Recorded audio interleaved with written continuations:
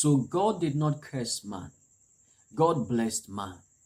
Before this time, where we see man disobey God, what God gave to man was blessing, fruitfulness.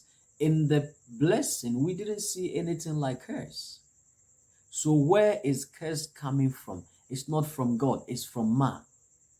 Man chose it, man went for it, and man earned it. Man worked for it. If you do this, when you warn someone or anytime you give warning and people don't follow and they get into it, did you pre-plan it? Did you plan that they should go into it?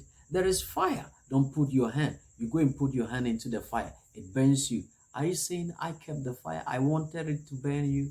No, you can't think that way. It doesn't make sense. God is all knowing, but God is not all doing. God is all knowing, but God is not all doing. There are things you take responsibility because you are put in charge and you are told what to do and what not to do. Man decided to go his way. In that, he reversed the blessings of God.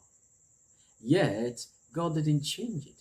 But God just announced that I have blessed you, but in my blessing, these are the results of your choice. And even though I have blessed you, I'm not cursing you, but by what you did, by the choice you made, this is the outcome. You will die. You will go back to dust.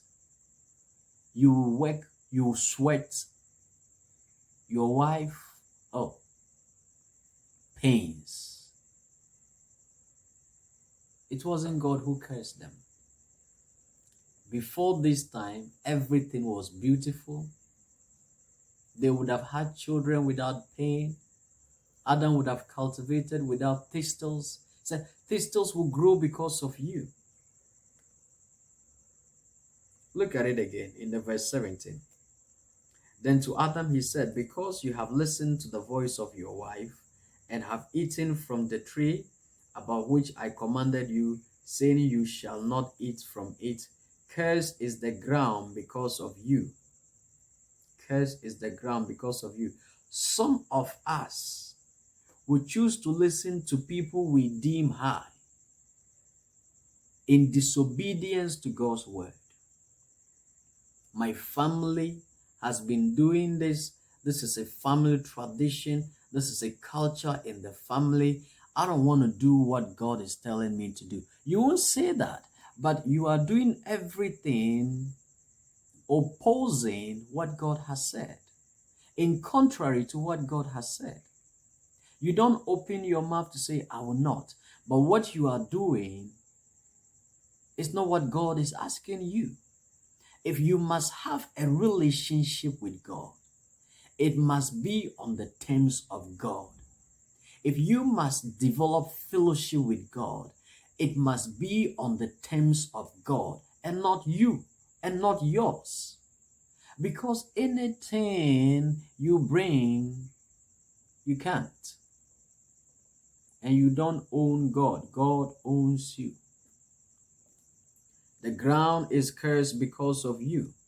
And he said, in toil you will eat of it. This was not in Genesis 1. We didn't see it. All the days of your life. All the days of your life. So where are the struggling? Did God made us to struggle? Did God made us to go through pain and all those things? No. You should know where these things are coming from. They are not from God. They are from man. Man brought them. The dead state of man brings all these things to play. And now we go through difficulties, challenges, series of challenges. One you have conquered today, tomorrow one is hitting you with upper hand, and you are trying to navigate out of all this distraction and painful experiences. And sometimes we ask God, why? Who is really responsible for what is going on. Man is responsible and not God.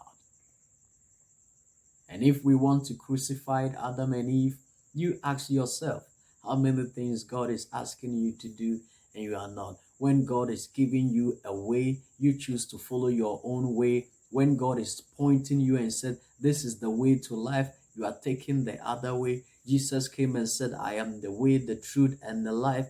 And yet people want to create their own ways and follow their own ways and reject the way of God. How will you get to God? It's impossible. You are not helping yourself. So before you crucify Adam and Eve, ask yourself, where are you? He asked Adam. He called on them and said, where are you, Adam? And I'm asking you again, where are you? Are you with God? Are you in the presence of God? Or you are elsewhere? Wherever you are, the way to God is Christ. The life you need is Christ. The truth you need in this earth and the world to come is Christ. Outside Christ, there's no way to God. Outside Christ, there's no life. Outside Christ, there's no truth.